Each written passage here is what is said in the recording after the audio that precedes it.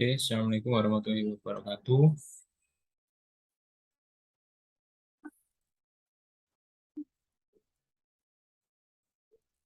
Ya, untuk lesnya, Mas Rian mulai ya. Oke, kali ini Mas Rian akan membahas materi geografi yang waktu itu Mas Jona kirim. Nah, materi geografi bab 2 yaitu tentang persebaran flora dan fauna. Nah,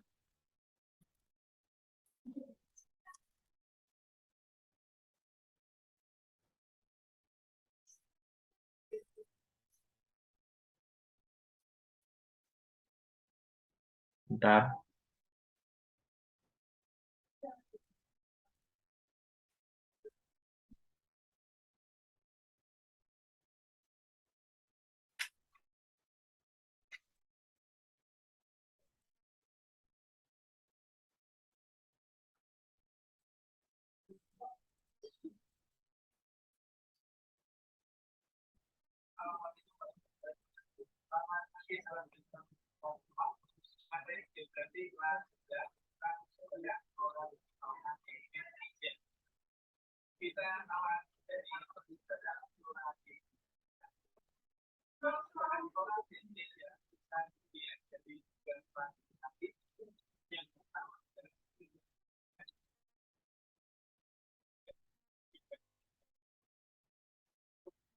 Nah, oke. Oke, Mas Jona.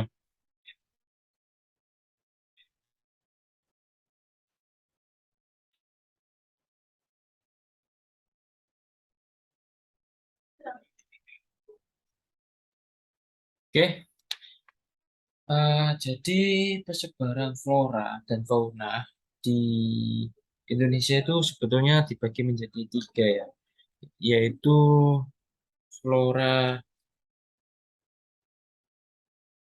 asiatis, flora peralihan, dan flora australis. Nah, kalau dari bukunya Mas Jona ini, definisi, bentar ya.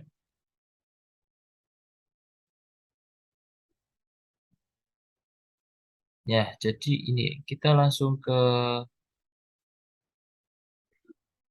memahami teks ya. Nah, manusia, hewan, dan tumbuhan merupakan makhluk hidup yang menghuni lapisan biosfer.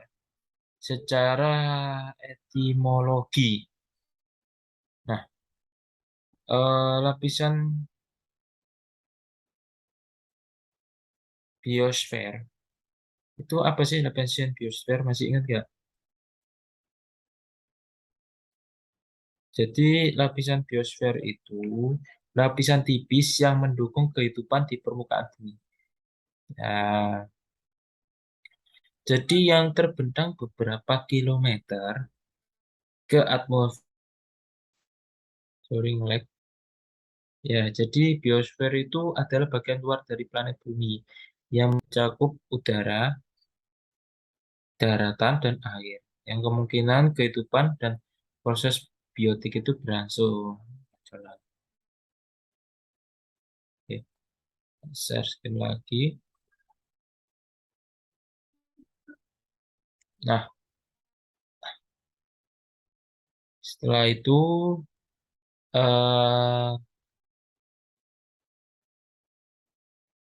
secara etimologi, biosfer itu berasal dari kata bio yang berarti hidup dan sphere, sphere ya, yang berarti bola. Jadi secara sederhana, biosfer itu dapat diartikan sebagai lapisan bumi yang menjadi tempat hidup makhluk hidup. Nah, sebagai makhluk hidup, flora dan fauna pasti membutuhkan keberadaan daratan, perairan, dan udara. Nah, flora dan fauna itu akan memiliki tempat hidup yang sesuai dengan kebutuhan dan kemampuan untuk bertahan hidup. Kondisi tersebut membuat flora dan fauna tidak hidup di semua wilayah di bumi. Persebaran flora dan fauna di permukaan bumi menjadi tidak merata. Ya kan jelas. Jadi awal mula kehidupan itu terbentuk dari 3 elemen ya, yaitu air, tanah, dan udara. Itu air itu perairan, tanah itu daratan, dan udara itu seperti oksigen, nitrogen itu ya, gitu. Nah,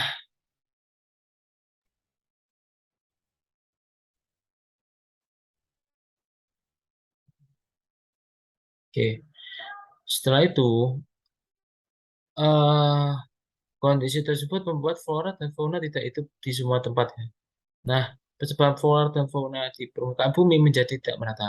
Beberapa Beberapa wilayah memiliki populasi yang sangat padat, tetapi di wilayah lain hampir tidak terdapat makhluk hidup, gitu ya. Jadi efek dari persebaran flora dan fauna itu ya, Kak, tidak merata dan menyebabkan terdapat suatu daerah yang tidak terdapat sama sekali flora ataupun fauna, gitu. Karena yang itu tadi tidak memenuhi 3 faktor tadi, yaitu udara, daratan, dan perairan. Itu harus memenuhi semua. Contoh tempat yang tidak ada flora dan fauna itu ya seperti di mana ya? Ada kok di kutub yang paling tengah ya, kutub kutub selatan ya yang paling tengah. Itu sudah tidak ada. Tapi sebetulnya terdapat kayak organisme ya, organisme seperti bakteri yang mampu hidup di sana. Gitu. Tapi kalau flora dan fauna itu mungkin tidak ada ya. Gitu. Nah, flora dan fauna itu yang tersebar di seluruh dunia itu dipengaruhi oleh banyak faktor, Mas Juna. Jadi, eh, faktor yang pertama itu iklim, ya. Iklim itu bisa memengaruhi setiap spesies hewan maupun tumbuhan yang berbeda habitatnya. Nah, sehingga iklim itu mendukung kehidupan flora dan fauna tertentu ya. Tetapi di lain pihak merintang, eh, merintangi flora dan fauna tertentu untuk itu dan berkembang. Jadi karena di bumi ini itu kan tidak ada iklim yang sama gitu ya. Artinya iklim di bumi ini berbeda-beda. Seperti di Indonesia ini iklimnya cenderung dingin, tapi nggak dingin-dingin teman atau nggak dingin amat gitu ya. Nah, sedangkan iklim yang di Timur Tengah seperti Arab itu iklimnya sudah beda kayak di Indonesia, yaitu iklimnya udah panas ya kan gitu. Nah, dengan adanya iklim ini, maka persebaran flora dan fauna di setiap daerah yang memiliki iklim tersebut akan berbeda karakteristiknya. Seperti tumbuhannya, tumbuhan di Indonesia ini cenderung tumbuhan yang em, membutuhkan banyak air. Sedangkan yang tumbuhan yang ada di Timur Tengah atau di Arab itu tumbuhannya itu lebih bisa menyimpan cadangan air. Contohnya ya seperti kaktus itu ya. Hmm, Itu. Nah, di iklim itu yang pengaruh itu temperatur ya. Tadi seperti tadi untuk temperatur. Nah, ada juga,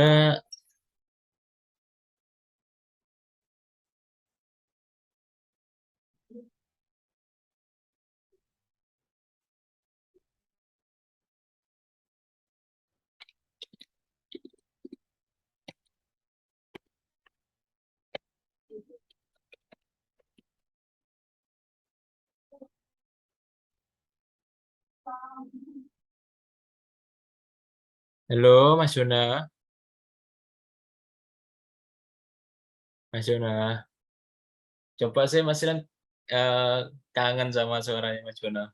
Boleh apa Mas, itu? Kalau bisa on cam juga tuh, Mas Yona biar tahu tuh. Dalam, masih lepek, Mas. ah, on cam bentar nggak bisa? Jangan. Nggak PE. Jenggotnya Mas Mas Jona lebih panjang daripada Mas Rian. Siapa tahu. Ya Mas, tak lanjutin ya. Ini bahas geografi. Kemarin udah tak jelasin. Cuma untuk video recordannya ini masih belum sempat tak upload. Soalnya sinyal jelek waktu itu. Dan nanti tak sekalian sama yang ini ya. Oke, tak coba bahas lagi. Yang ini.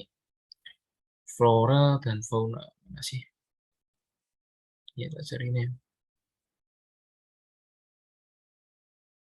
Nah, ini. Nah, ini jadi gini Mas Juna. Eh, Persebaran flora dan fauna itu eh, disebabkan oleh beberapa faktor ya. Tapi sebelum itu kita bahas faktor-faktor persebaran flora dan fauna, Mas Ian ingin jelasin lagi apa itu flora dan fauna. Nah, flora dan fauna itu makhluk hidup ya, makhluk hidup yang hidup di lapisan biosfer. Nah, biosfer itu apa? Biosfer itu aslinya itu dari kata bio yang artinya hidup dan sphere itu artinya bola. Jadi makhluk hidup yang hidup di planet bola. Planet bola itu yang dimaksud itu ya bumi ini gitu. Nah,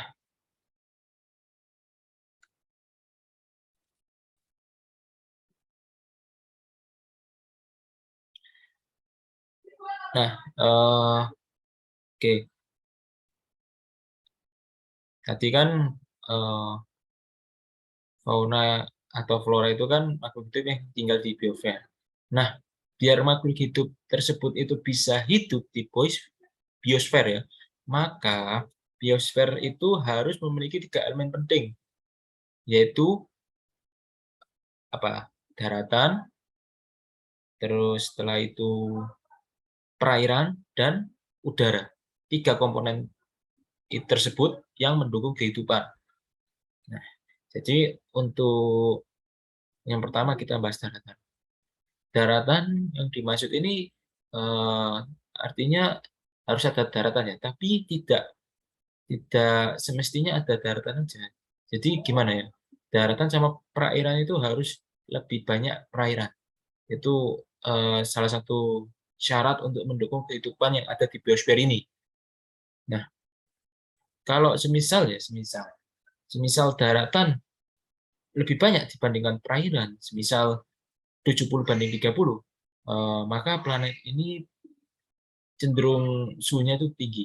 Efeknya nanti ke udara, gitu, ke temperatur. Nah, untuk nanti suhu temperatur udara itu kan tinggi. Nah, sedangkan makhluk hidup itu bisa hidup di suhu kisaran eh, panas hingga 50 ya, 50 derajat. Di atas itu mungkin sudah menyiksa sekali ya, di atas 50 derajat. Nah, makanya salah satu syarat agar terdapat fauna dan flora di biosfer, maka biosfer harus memiliki eh, lautan yang lebih luas dibandingkan daratan. Gitu. Nah, nah eh, pertanyaannya gini, apakah ada kan katanya biosfer ini kan atau bumi ini kan sudah termasuk biosfer ya, sudah memenuhi syarat yaitu eh, lautnya banyak, daratannya banyak, udaranya ya oksigen dan nitrogen gitu ya. Nah, pertanyaannya itu apakah ada di bagian bumi yang tidak terdapat flora dan fauna? Jawabannya ada, Mas. Jadi, bumi ini kan eh, pembagian suhu ya, khususnya temperatur ya. Temperatur ini kan tidak merata ya, jadi tidak sama gitu di daerah A dan daerah B. Itu tergantung dari lokasi daerahnya itu. Nah, maka ada suatu daerah atau suatu tempat yang untuk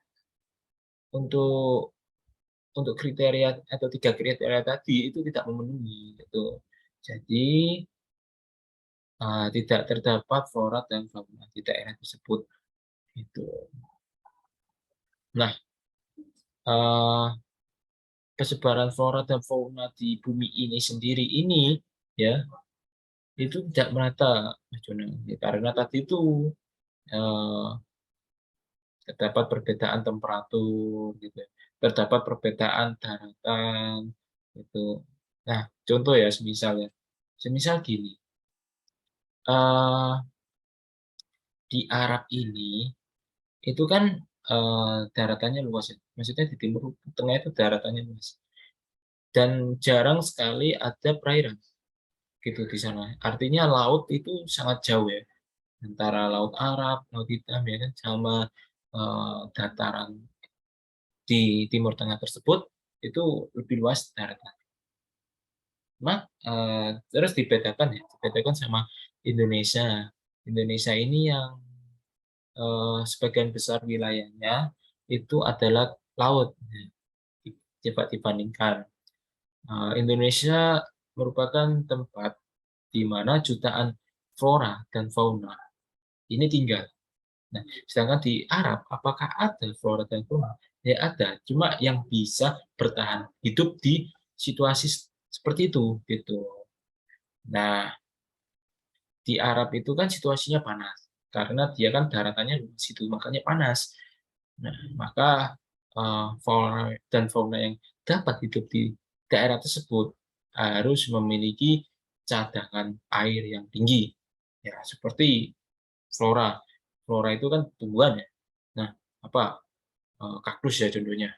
Sedangkan kalau yang fauna itu unta yang bisa hidup. Di situ cuma unta sama kaktus. Nggak mungkin ada yang namanya harimau tinggal di Arab, di tengah padang pasir. Nggak ada. Ataupun itu sapi tinggal di eh, tengah padang pasir. Nggak ada kan? Pasti mati.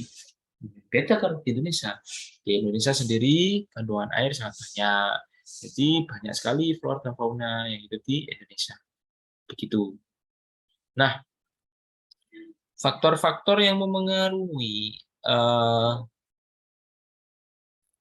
persebaran flora dan fauna itu yang pertama adalah iklim ya. Jadi iklim itu setiap spesies hewan atau tumbuhan habitatnya itu berbeda sehingga iklim di suatu daerah itu mendukung kehidupan flora. Akan tetapi di suatu daerah lainnya itu tidak mendukung keberadaan flora dan fauna. Ya, seperti contohnya tadi ya, Arab itu tadi. Nah, di iklim itu ada pembagian. Yang pertama itu adalah temperatur. Nah, temperatur itu sangat berpengaruh ya. Jadi semakin tinggi temperatur, maka eh, flora dan fauna itu akan semakin sedikit gitu. Sedangkan flora dan fauna ini hanya atau kebanyakan ya, kebanyakan itu hidup di temperatur kisaran kisaran suhu mulai suhu 15 derajat ya hingga 40 derajat kisaran itu. Kalau misal di bawahnya itu atau di atasnya itu ya mungkin kebanyakan akan punah ya atau mati tuh. Nah, Indonesia ini termasuk negara dengan suhu yang stabil, di mana suhu di Indonesia itu kan kisaran 30 sampai 34 ya. Kalau nggak kalau hujan ya mungkin sampai 20 lah paling dingin, nggak pernah sampai bawah 15 derajat itu. Gitu. Itu loh salah satu definisi atau penjelasan tentang penyebaran flora dan fauna berdasarkan iklim dengan pengaruh temperatur. Gitu.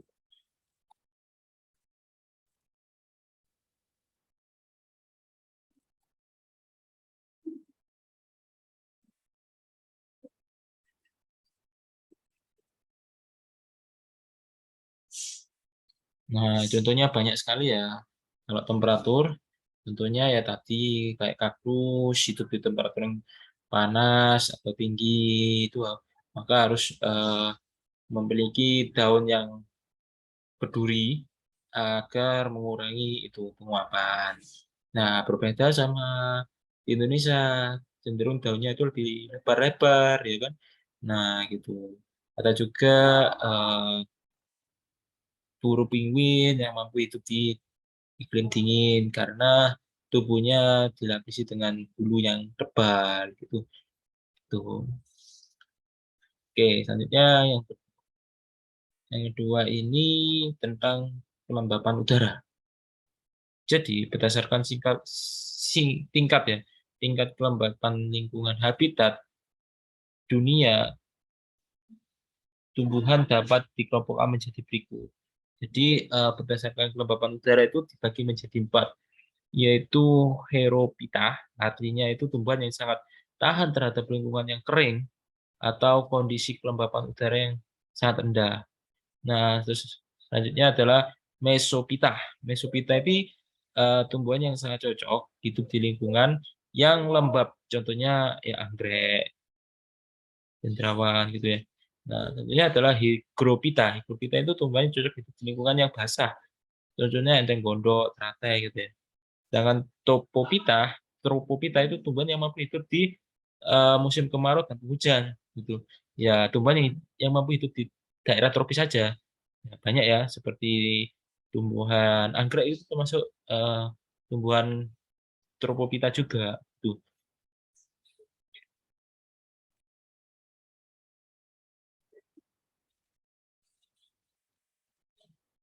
Nah, oke ya. Nah, selanjutnya tentang angin. Angin ini itu eh,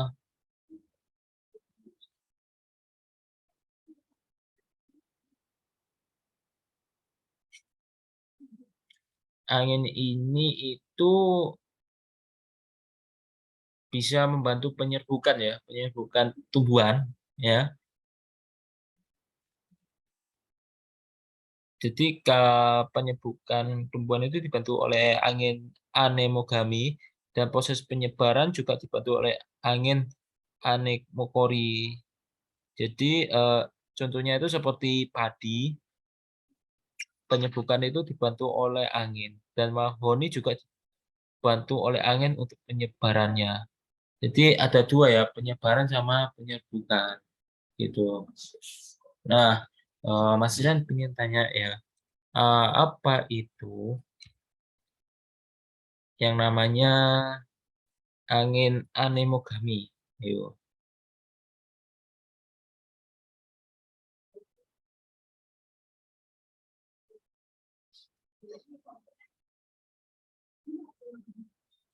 Ya, jadi angin itu sebetulnya ada banyak ya, ada yang namanya kiropterogami, entomogami, hidrogami, dan ono, ornitogami.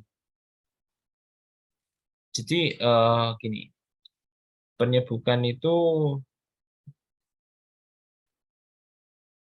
ada banyak ya, ada penyerbukan sendiri, penyerbukan tetangga, penyerbukan silang, penyerbukan bastar gitu. Nah, kalau entomogami itu penyerbukan dibantu oleh serangga gitu. Kalau anemogami itu angin. Oh, alah paham. Jadi gini-gini. Kalau penyerbukan ya dibantu oleh angin itu namanya proses anemogami. Tak ulangi lagi. Kalau penyerbukan dibantu oleh angin itu namanya proses anemogami. Sedangkan kalau proses penyebaran dibantu oleh angin itu namanya itu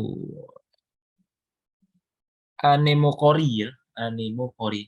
Jadi bisa disimpulkan angin itu bahasa geografinya yaitu anemo. Anemo itu artinya angin gitu. Hmm. Terus selanjutnya yaitu curah hujan. Curah hujan itu juga dapat menyebabkan penyebaran itu ya flora dan fauna ya. Jadi banyak sedikit hujan di suatu tempat itu benar-benar berpengaruh terhadap eh, perairan yang ada. Nah, daerah yang terletak di pegunungan yang jauh dari pantai umumnya memiliki curah hujan yang sedikit gitu. Adapun daerah yang dekat pantai umumnya memiliki curah hujan yang relatif banyak. Nah, banyak sedikit curah hujan akan menentukan formasi vegetasi di muka bumi, sekaligus memenuhi hewan yang khas pada lingkungan vegetasi tersebut. Contoh, padang rumput dengan hewan khas biri-biri dan sapi. Nah, jadi gini, eh, kalau daerah ya, daerah tropis ini, tropis seperti Indonesia, itu kan ada yang daerahnya itu jauh dari pantai, laut ya. Maka dia cenderung itu padang rumput ya. Kalau semisal daerahnya tersebut tidak pegunungan, artinya cuma daratan aja. Nah, itu tumbuhannya bisa di bisa hidup di sana itu sangat sedikit. Jadi yang bisa itu cuma rumput aja ya, rumput itu atau tumbuhan yang cenderung berduri ya. Karena meskipun tropis, tapi kalau dia jarang ya, jarang kena hujan itu, maka ya tumbuhan tersebut akan menyesuaikan lingkungan dengan eh, menjadikan tubuhnya itu berduri. Tujuannya apa? Tujuannya ya biar mengurangi penguapan. Gitu. Nah, sedangkan kalau daerah yang jauh dari permukaan laut, tapi daerah tersebut berada di pegunungan, itu masih bisa eh, ditempati oleh flora dan fauna atau tumbuhan yang hidup di sana. Karena kenapa? Di gunung sendiri itu juga menyimpan mata air. Selain mata air, tanah yang ada di lereng gunung, khususnya gunung berapi, itu cenderung subur gitu, nggak kering. Berbeda sama daerah padang rumput. Kalau padang rumput itu tanahnya kering gitu. Jadi curah hujan itu juga mempengaruhi ya flora dan fauna. Semakin banyak hujan juga ya menyebabkan flora tersebut jarang juga karena kan kalau sering hujan maka sering terjadi banjir juga ya. Jadi untuk tempat atau habitat ya, habitatnya flora dan fauna itu akan hilang juga dengan banjir. Gitu. Makanya eh, flora dan fauna itu paling banyak itu di curah hujan yang stabil ya. Jadi ya adil gitu. Ada musim hujan, ada musim kemarau, itu kebanyakan di situ. Contohnya di lereng gunung seperti Gunung Arjuno, terus yang ada di Batu, terus di mana itu di hutan-hutan. Itu tuh meskipun gunung, tapi dia pinggir laut. Makanya banyak flora dan fauna di sana di hutan tersebut. Itu.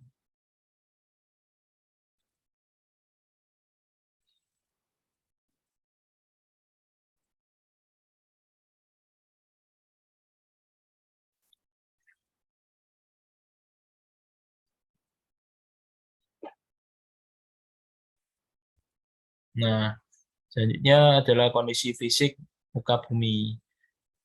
Kondisi fisik itu yang dimaksud itu berupa laut, gurun, pegunungan tinggi, dan lembah, lembah yang curam itu. Nah, kondisi fisik tersebut dapat menjadi penentu ya, penentu,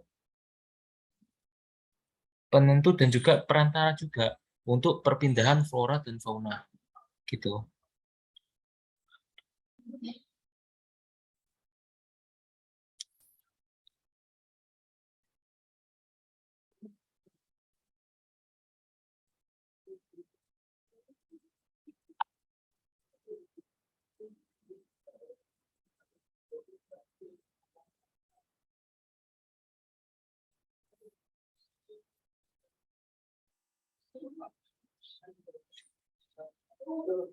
Ces, ces, ces, ces laptop, baterai mentek iki.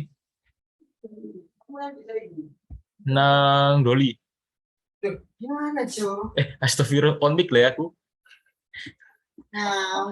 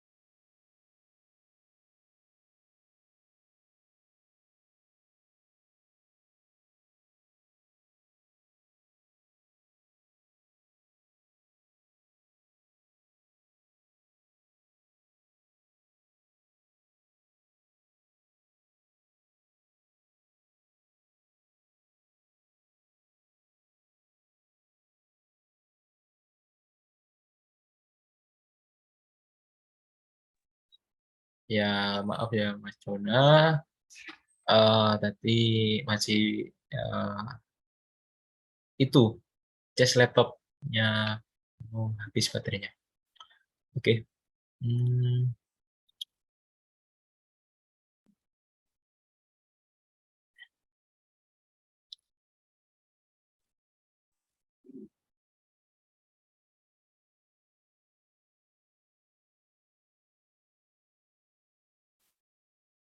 Oke, dari mana tadi? Oh, dari kondisi fisik ya. Nah, kondisi fisik itu kan yang dimaksud itu seperti laut, gunung, gurun, lembah gitu ya.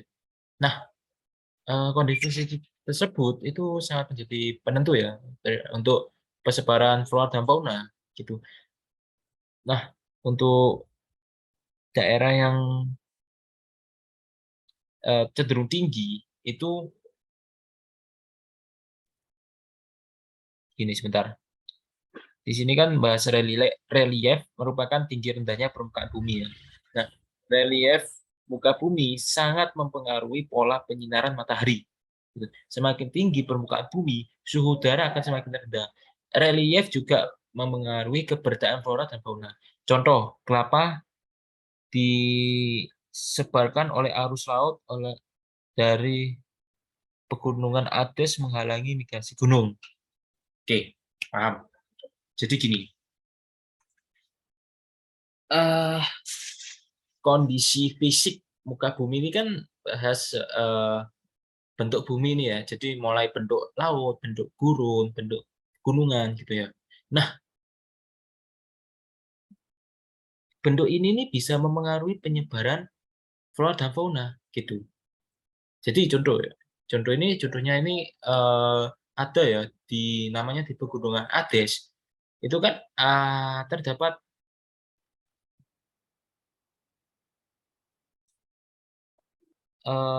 itu ya. Pegunungan Andes itu pegunungan yang tinggi-tinggi dulu. Nah, itu menghalangi migrasi burung. Jadi gini, kan di sini kan bilang kondisi fisik ya. Jadi kayak semisal ya di daerah A itu termasuk daerah pegunungan. Gunungan itu artinya banyak sekali gunung-gunungnya tinggi-tinggi menjulang. Nah, flora atau fauna yang mampu hidup di pegunungan itu tertentu ya. Artinya dia juga memiliki cara bertahan hidup gitu, gitu kan. Nah, ada yang biasanya di daerah Amerika itu terdapat burung yang migrasi, migrasi untuk mencari tempat yang baru gitu. Nah, pas waktu melewati pegunungan Andes itu terhalang, jadi tidak bisa lewat gitu. Itu contohnya. Jadi maka di pegunungan Andes itu di mana ya? Sebentar, tak lihat ini.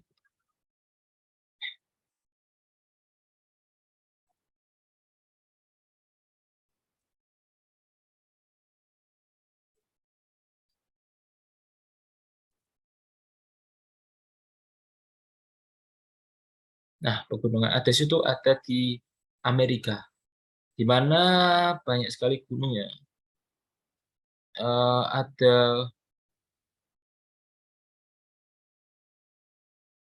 Ada Gunung Aconcagua tingginya 7.000, Capilco 2.000, Cilean dan lain-lain. Nah, pegunungan Andes ini itu